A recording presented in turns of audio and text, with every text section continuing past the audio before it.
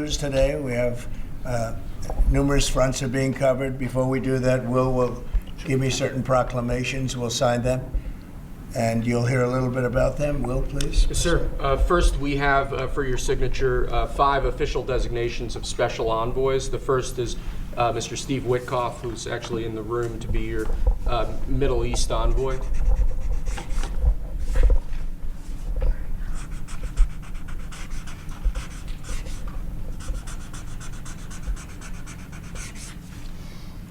Where is Steve? Steve Witkoff, everybody. He's done a great job in the Middle East. Really great. But we'll see how it all turns out. It's complex, but I think he's going to do very well. Next, we have Mauricio Claver Caron to be your special envoy to Latin America, sir.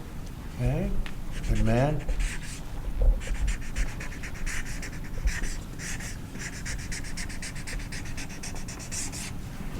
Okay. Thank you, sir. Next, we have retired General Keith Kellogg to be your special envoy on Russian-Ukraine issues. We've made a lot of progress on Russia, Ukraine. We'll see what happens, but a lot of progress has been made. We're going to stop that ridiculous war.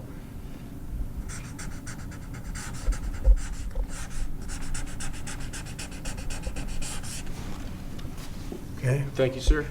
Next, we have designation of Rick Grinnell, to be your envoy for special missions. I sent him to California to turn on the water. We turned it on. It was not easy because we had to go through a lot of environmentalists that are causing a lot of problems. And we have billions of gallons of water. It was on 3 days ago. You probably saw. It should have gotten a lot of press, but it didn't get much. All we're doing is giving Los Angeles and the entire state of California virtually unlimited water, which they could have done 5 years ago, which I told them they should do, but the environmentalists stopped them. And we opened it, and we did it regardless of the state. And now the state seems to be very happy. I spoke with Gavin Newsom, and he's very happy. I almost called him by the other name, didn't I? My little nickname for him. But I think they're all happy. They have a lot of water in California. Too bad we didn't have it about 2 months ago, right? Mr. President, That was, by the way, that was a big move. We have, I don't know if you saw the pictures that were released of the water pouring down from the Pacific Northwest and Canada and lots of other places. And it's a pretty amazing sight. Mr. President, Rick Grinnell had a big Friday trip as well. He had a very big Friday trip, you're right. We'll talk about that. He's a good man, Rick. Lastly, sir, we have a designation of Mark Burnett as your special envoy to the United Kingdom. You know who Mark Burnett is? I figure he should be good. He's certainly done a great job. A friend of mine and very talented guy. We have very talented people working for us. I'll hold that one up because Mark gets so much television. We'll hold it up, right? He'll be thrilled to see it. He's going to do a good job. Thank you, sir. Next, your administration has smashed records for appointing large numbers of highly qualified, capable people at all levels of the federal government. These are 28 sub-cabinet level officials being appointed to a number of different departments and agencies. Some of them are quite important positions like departmental general counsels, but these are people who have been pre-vetted and have received your approval previously. Very good.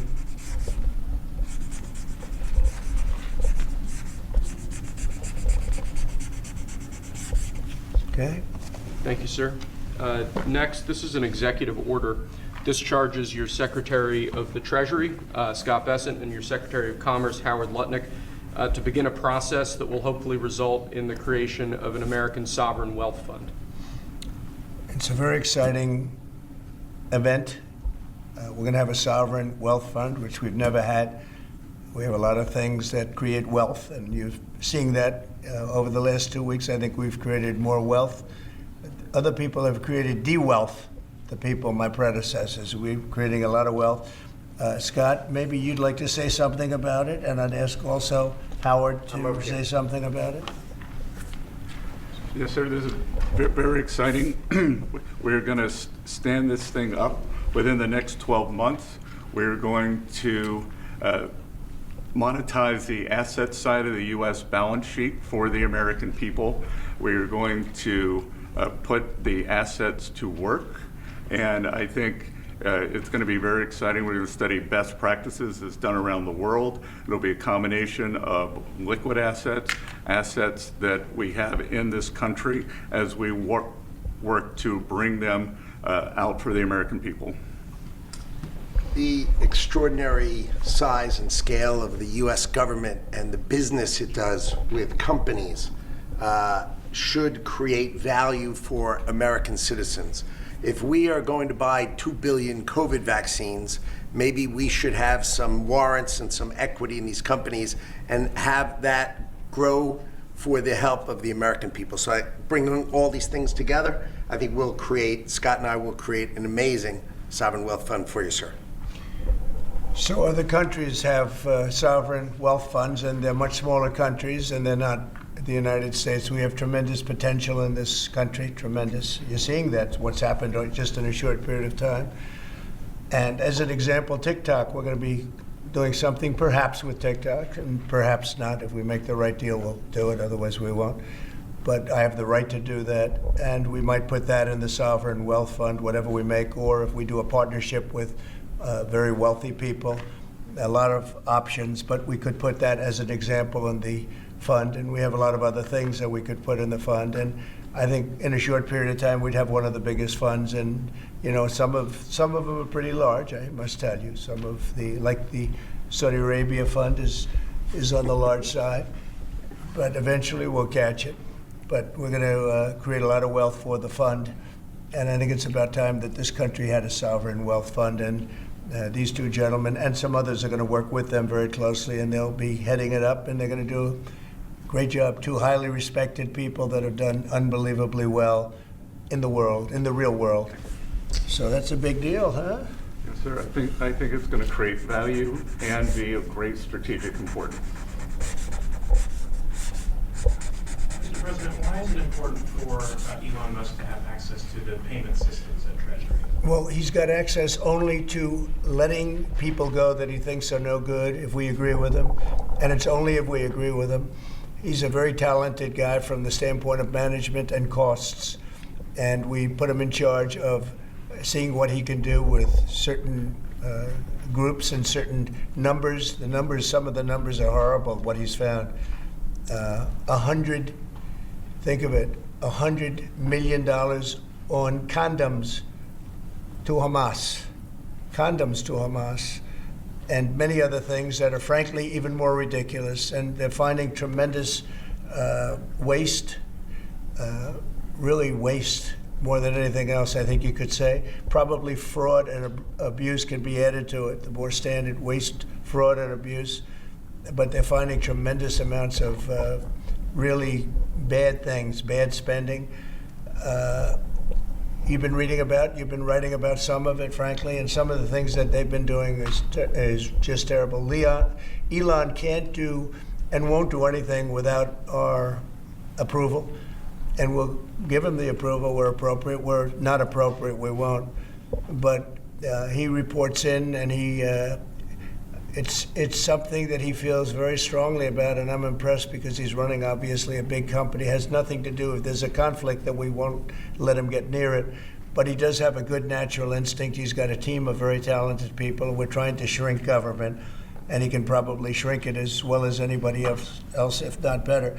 Where we think there's a conflict or there's a problem, we won't let him go near it. But he has some very good ideas, and we have a lot of very other talented people also. We're bringing in the most talented people in the world. By the way, we just unrelated, but we have two of the most talented people in the world, the legendary Rupert Murdoch and Larry Ellison. So they are two legends in business, publishing, and probably every other. Rupert is Larry pretty much in a class by himself, right? I mean, although you may have a couple of bucks more, I don't know, but Rupert is in a class by himself. He's an amazing guy, and Larry is Larry. Larry is one of the most serious players anywhere in the world. So it's an honor to have you. This has nothing to do with you people, but they're here, and I thought it would be appropriate. I'm sure you didn't recognize them. They're all going crazy. They're saying, what are they doing here? Thank you, sir. Mr. President, on the tariffs, is there any chance that Canada or China could also get out of the tariffs after you struck a deal with Mexico? Well, nobody's out with Mexico. We had a great talk with Mexico, and we had President Sheinbaum is a woman. I like her very much. We've had good relationships, but we have to stop fentanyl from coming in, whether I like somebody or not, and we have to stop the illegal aliens from coming in. I think we've lost 200,000 people on average a year for many years, much higher than the 100,000, could be even closer to 300,000. And they've agreed to put in 10,000 soldiers permanently, like forever, 10,000 soldiers at their side of the border and stop fentanyl and illegal aliens from coming into our country. They have a big incentive to do. Other than that, we've agreed to talk and consider various other things. We haven't agreed on tariffs yet, and maybe we will, maybe we won't. But we have a very good relationship. I also spoke with Prime Minister Trudeau of Canada, and we had a good talk in the morning, but I did ask him a couple of questions, like, you know, banks aren't allowed to do business in Canada. Canada is very tough. Canada is very, you know, we're not treated well by Canada, and we have to be treated well. Banks are not, as an example, allowed. Did you know that? That banks, American banks, are not allowed to do business in Canada. Can you believe that? And that's one of many things, and we talked about it, and I think we'll win most of the subjects. But for some reason, a lot of things have been very unfair with Canada. I noticed that in the first term. You deal with people, and after a while you begin to realize, like you learn that Larry Ellison's very tough to do business with, okay?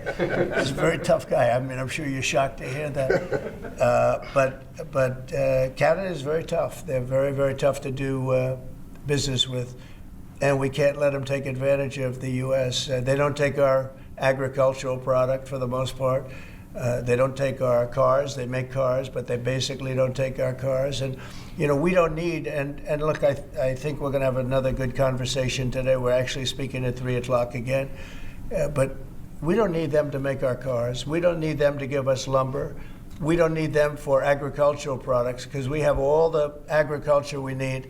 They don't take our agricultural product for the most part, our milk and dairy, etc. A little bit they do, but not much. We take theirs. And as far as cars are concerned, they took in a big percentage, almost 19% of the market. And, you know, I wouldn't mind making our cars in the United States, so we have a problem there. I'd like to make our cars in the U.S. We don't need Canada to make our cars. With that being said, we're going to have another call at 3 o'clock. We had a call this morning. It was a pretty good call, I'd say. So the call with Mexico went very well in the sense that they're very strong now on the border. They're going to put soldiers there. So, actually, they're their best military soldiers, and they're going to be at the border, 10,000. That's a lot of soldiers, and they want to protect it also. You know, they don't want people running through Mexico, coming through Mexico to come into our country. So they're going to do that, and then we're going to talk about other things over the next 30 days. We're going to have Scott, Howard, and Marco Rubio, Secretary of State, lead the delegation, and we're going to have a big negotiation with Mexico. I'll be involved too, and President Sheinbaum will be involved to see whether or not we can work something out on the tariffs. What about China? China will be speaking to China probably over the next 24 hours. On fentanyl in China, President Trump. We don't want fentanyl coming into our country. Now, we had another big thing, speaking of China. China's involved with the Panama Canal. They won't be for long, and that's the way it has to be. Marco just got back, as you know. He's in the process of coming back. I guess he's almost back by now. And he had a very long conversation with the leader of Panama, the respected man, and some others, the entire leadership group. And we're trying to work a deal on the Panama Canal. The Panama Canal was given foolishly years ago to, it shouldn't have been happened, years ago to Panama by Jimmy Carter and the group. We lost 38,000 people building the Panama Canal, like one of the great wonders of the world. It's the biggest job we've ever built, the biggest project we've ever built in this country, dollar-wise and every other way. 38,000 people died, Americans, all men, just about, laborers and construction people. They went to Panama. The mosquito got them. Between mosquito and snakes, we lost 38,000 people. It was the most expensive project ever built by the United States. The biggest, most expensive project we ever built 110 years ago. If you bring it up to now, it would have been the equivalent of $2 trillion. The most expensive we ever built, and we gave it away for $1, okay? We gave it away essentially for nothing. And we either want it back, or we're going to get something very strong, or we're going to take it back. And China will be dealt with.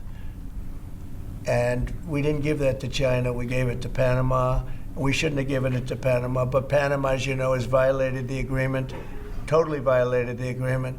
So that's in the process right now. But they did have a very good meeting with the head of Panama. In addition to the tariffs on China, could you say your current thinking about whether China should be forced to pay reparations both for fentanyl deaths and the million COVID No, I deaths? haven't talked about that, but they do have tariffs. Honestly, nobody, the amount of money that was lost and most importantly, the lives lost because of COVID is not something that anybody could ever even imagine. It's probably $60 trillion, and all the countries in the world don't have $60 trillion. The amount of death and the amount of destruction and the amount of money lost is probably $60 trillion. I had it figured by people about 3 months ago. I just said, figure it out. Nobody knows what the real number is, but it's almost an infinite number. The damage done, no, but I have not discussed that. What I have discussed is we'll have some good meetings with China. We have meetings planned, and we'll see what happens. But that was just an opening salvo. If we can't make a deal with China, then the tariffs will be very, very substantial. Okay, I'm going to sign this one. Sir, this is, you've obviously made making America healthy again a key priority of this administration. A key component of that is obviously heart health. This is a ceremonial proclamation declaring the month of February to be National Heart Month. Okay. I hear we're doing very well with nominations. We'll see, but it looks like we're doing very well with nominations. Mr. President, President, have you been involved with also- calling senators who had some concerns about Tulsi Gabbard or Yes. RFK? Yeah, I've gotten great response. And they want to do what's right, and we've had a good response. I think we'll do well. We have great people like this. We have great, great people coming in. I think I'd like to say the best ever recruited for government. I think we have the finest people ever recruited for government. Will it take an active Congress? And you know what? You're starting to see that because we've done more in 2 weeks than Biden's done in 5 years, 6 years. They could be here between him and Obama.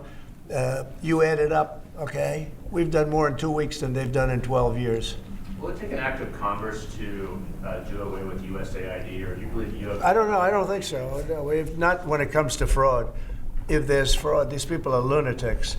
And if it comes to fraud, you wouldn't have an active Congress. And I'm not sure that you would anyway. But we just want to do the right thing. It's something that should have been done a long time ago. It went crazy during the Biden administration. They went totally crazy what they were doing, and the money they were giving to people that shouldn't be getting it, and to agencies and others that shouldn't be getting it. It was a shame. So they're tremendous fraud. But we'll be doing a report. We'll be giving you that report at the appropriate time. You know, Yeah. in the first term, though, USAID was something that you liked in some respects. I love the concept of it. Yeah. That's the program. Sure. I love the concept, but they turned out to be radical left lunatics. And the concept of it is good, but it's all about the people. Mr. President, you said you also want to impose tariffs on the EU. What kind of tariffs are you thinking about? Well, we have massive deficits with the European Union, massive, like $350 billion, if you can believe it. They don't take our farm product. They don't take our cars. They don't take almost anything, but we take their cars. We have millions of cars coming in, BMW and Mercedes-Benz and Volkswagen and just so many different cars, and we don't do anything about that. And we don't charge them tariffs. They make it impossible to sell cars in the European Union. They make it very difficult, agricultural product. They actually don't take it. And they have a lot of excuses. Some of them are the pesticides and the different chemicals used. And Bobby Kennedy actually is looking at that very, very seriously, because maybe it's not necessary to use all of that. You know, we want to be the healthiest country, and we're not. We spend more money on food than anybody else in terms of its creation, but we're not the healthiest country. So maybe there is something to the fact that we shouldn't be using so much chemical, and maybe that'll stop. But Bobby Kennedy is the one, because he is not a believer in all of the things we have done, and neither are the Europeans. So we'll see what happens. But they use it as an excuse not to buy our product. And I asked a couple of the leaders, I don't want to use names, but how many Chevrolets or Fords do you see in the middle of Munich? And the answer is none, because they don't take any cars. They don't take anything. So the European has abused the United States for years, and they can't do that. And they want to make a deal. Let me tell you, in all cases, they all want to make deals. There's nobody that doesn't want to make deals. They've been abusers, and they want to make deals. So we'll see about that. But we'll have, I think, some very fair. All we want is a fair deal. And you know, there's a word, reciprocal. I'd go right now, reciprocal tariffs on everybody, because many of the countries that you feel so horrible about, the way they're being treated by Trump, you're saying, oh, President Trump is so terrible to them. Well, they charge us tariffs. European Union has a VAT tax, which is through the roof, okay? It's a similar thing, similar to a tariff. It's a VAT. And they have it, and it's numbers like you wouldn't believe. And Canada, I told you about the banks, and I told you they charge us. And people don't say that. They don't like to say it. Just like they don't like to say that I opened up the water for California. It's a great thing. It's too bad they didn't do it themselves. I had to do it, and it was not easy. We did it a very rough way, and I didn't like to do it a rough way. We shouldn't have to do it a rough way. But a lot of these countries that we're talking about, you know, they're so-called allies, but they don't treat us well. And just like I got $420 billion, and now it's actually over $600 billion, the Secretary General of NATO came in 2 weeks ago, and he said it was a miracle when Trump came in, when President Trump came into NATO. He said it was $636 billion by saying to them, no, you have to pay. And if you don't pay, we're not going to be there for you. You know, somebody has to say it, and they paid. And it was a large amount of money. And one of the problems we have with the Russia-Ukraine situation is that we wanted to see some equalization, because we're in for close to $300 billion, and they're in for $200 billion less. Why are they in for less? Because Biden never asked them for money. He never said, you got to pay. He never did. All he did is hand out money. So we're talking with them right now, and we're actually working some deals right now. So we have some guarantees and some other things to keep that whole situation to go, really going. I mean, going.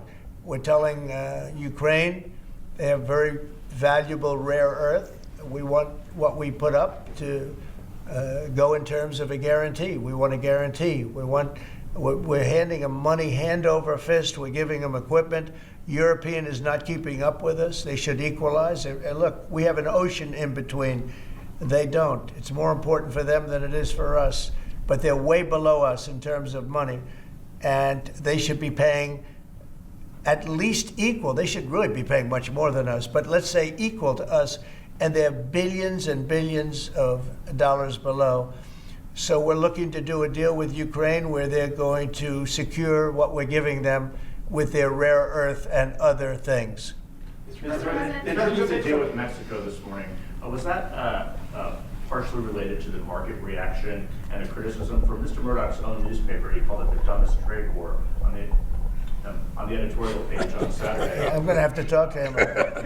Market reaction or concern about, I've been right over the Wall Street Journal many times, I will tell you. I don't agree with him on some things. No, it's not only is it Not them. You're going to see. You're going to see. Every single one of those countries is dying to make a deal. You know why? Because they're ripping us off really badly. And the United States is tired of just being ripped off. And that's why we have $36 trillion in debt. We have it for a reason, because we make bad deals with everybody. And we don't allow that anymore. So the Wall Street Journal is wrong, because very simply, every single country that you're writing about right now is dying to make a deal, because the deals they have right now are so good, and so good for them, and so profitable for them. You didn't know that Canada didn't allow our banks. You didn't know all of these different things. And I think in the end, you're going to see that either very, very substantial tariffs are going to be paid by them, or they're going to make some kind of a deal. So, or did Mexican President Sheinbaum? Did what? Did you blink this morning? There was no blinking. No, she's a wonderful woman, but she did agree to 10,000 soldiers on the border.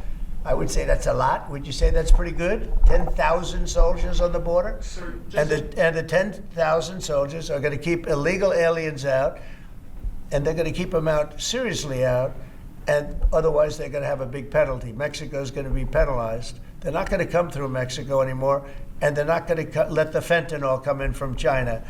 And China hopefully is going to stop sending us fentanyl. And if they're not, the tariffs are going to go substantially higher. Sir, just to clarify what you said about Ukraine earlier, the rare earths, is that something you want them to give the rare earths to the United States? Yeah. Okay. I want to have security of rare earth. We're putting in hundreds of billions of dollars. They have great rare earth, and I want security of the rare earth. And they're willing to do it. Sir, you mentioned earlier that Elon On Musk. Canada, when you talk to Justin Trudeau again, is there anything he can give you at 3 p.m. when you talk again to also I don't secure know. a pause, I don't know. like you said with Mexico? I don't know. We have big deficits with Canada, like we do with all countries. I mean, I look at some of the deals made, I say, who the hell made these deals? They're so bad.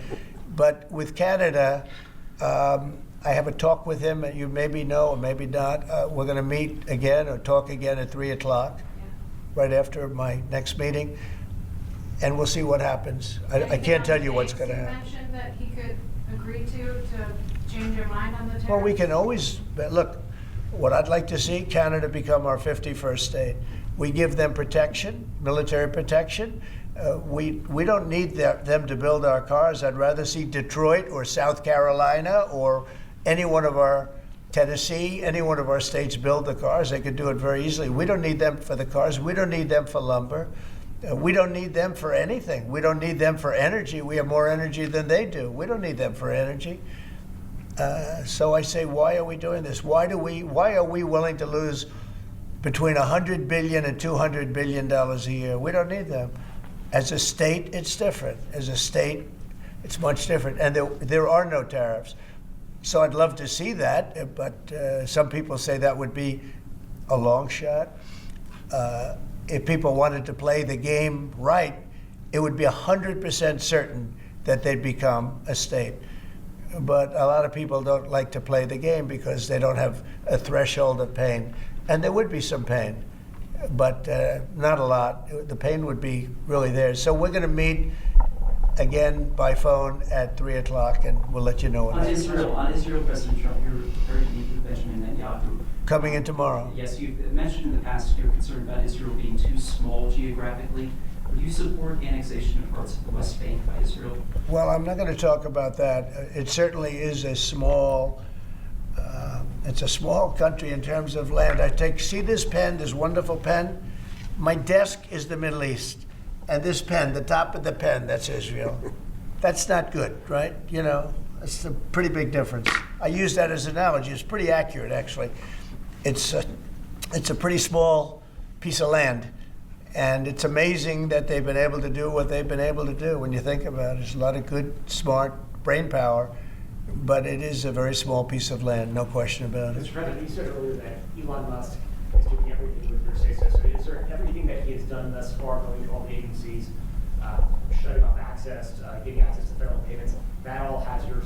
You're okay with all of that? For the most part, yeah. If we, if there was something that didn't have my okay, I'd let you know about it really fast. And you said there are some areas where you wouldn't let him work because he has conflicts of interest. If there was no, I haven't seen that. and he would know not to do it. So we haven't had that yet. But if there was a conflict, we would let him work in that There's an area. earlier reason with regard to Panama that you were going to make a deal, or the U.S. is going to take it. How long do they have to make that sort of deal, and are you still leaving on the table? We're going to meet with Panama on Friday at about 3:30 in the afternoon by phone, and maybe there'll be some representatives at, here or there. But we're going to be talking to Panama on Friday, essentially. And they've agreed to certain things, but I'm not happy with it. On the Middle East, Mr. President, if I may, do you still have doubts that the ceasefire will hold? On what? On the Middle East, do you think the ceasefire will hold? I have no assurances that it'll hold. I mean, I've seen people brutalized. Nobody's ever seen anything like it. No, I have no guarantees that the peace is going to hold. Steve, you might want to say something about that. Steve Woodcock. It's holding so far. So we're certainly hopeful, and that's the president's direction. Get the hostages out, save lives, and come to hopefully a peaceful settlement of it all. So far it's holding. Mr. President, on a different topic, questionnaires have been going out to FBI agents across the country who were involved potentially in the investigation. Do you believe anyone involved at any level should be fired, sir? Well, I think the FBI was a very corrupt institution, and I'm a victim of it in a true sense. I was able to beat it, but other people have been treated horribly. I think the FBI had a great reputation. I think its reputation was really damaged badly, as is DOJ. Look at what they've done in terms of weaponization. Look at what they've done to a political opponent. Probably got me elected by what they did. Or I think I was doing well anyway, but they might have got me elected. But you know what? We have to have pristine, beautiful, perfect law enforcement. And what we want to do, and Cash is the one to do it. He's the one guy that is going to do it. We have to bring the reputation of the FBI. We have to bring the fact of the FBI back to what it could be. Not even to what it was, even better than it ever was. Because who would have thought that the FBI could have been corrupted like they were corrupted? Who would have thought that would have happened? Who would have thought they would have been used to go after, political opponents, essentially, but me being the number one, and so many other things beyond that. And they've been hurt very badly, and we'll see what happens. But Cash is the one to do it, and I hear he's doing very well. Cash will straighten it out. We have great confidence that we can make the FBI great again. Tulsi Gabbard. Okay, one or two more, and we'll be Tulsi done. Gabbard's nomination is Say it? Tulsi Gabbard. Yeah, I think Tulsi's going to be doing okay. I'm not sure. I can't guarantee anything, but she's liked by so many people, especially people in the military and law enforcement. She has a little bit of trouble with some senators over her thoughts on Edward Snowden. I know Snowden, you've mentioned in the past you're thinking about pardoning him. Are you still, and what do you think about that? No, I don't talk about it right now. I just, people feel very differently. Some people think he should be pardoned, and some people think it would be a terrible thing to do. But I don't get involved in that. Mr. President, what are you discussing with Mr. Murdoch and Mr. Ellison? Just respect. I have great respect for Rupert Murdoch. I disagree with him a lot of times with the Wall Street Journal, but that's all right. We've disagreed before, and I'm sure they didn't have any idea what they were talking about, because already you see what's happening. Look at Colombia. Look at what happened with that. Everybody said that with Colombia it was going to be a disaster. In 1 hour, everything was settled. You know why? Tariffs. Without tariffs, they wouldn't have been the same way. They would not have treated me the way they treated me, which was extremely nicely. And I don't want to use countries, I don't want to use names, but tariffs are very powerful, both economically and in getting everything else you want. Tariffs for us, nobody can compete with us because we're the pot of gold. But if we don't keep winning and keep doing well, we won't be the pot of gold, and then tariffs won't be so good for us. But when you're the pot of gold, the tariffs are very good. They're very powerful, and they're going to make our country very rich again. Thank you very much, everybody. Thank you. I don't know. Thank you, Fred. How is the market?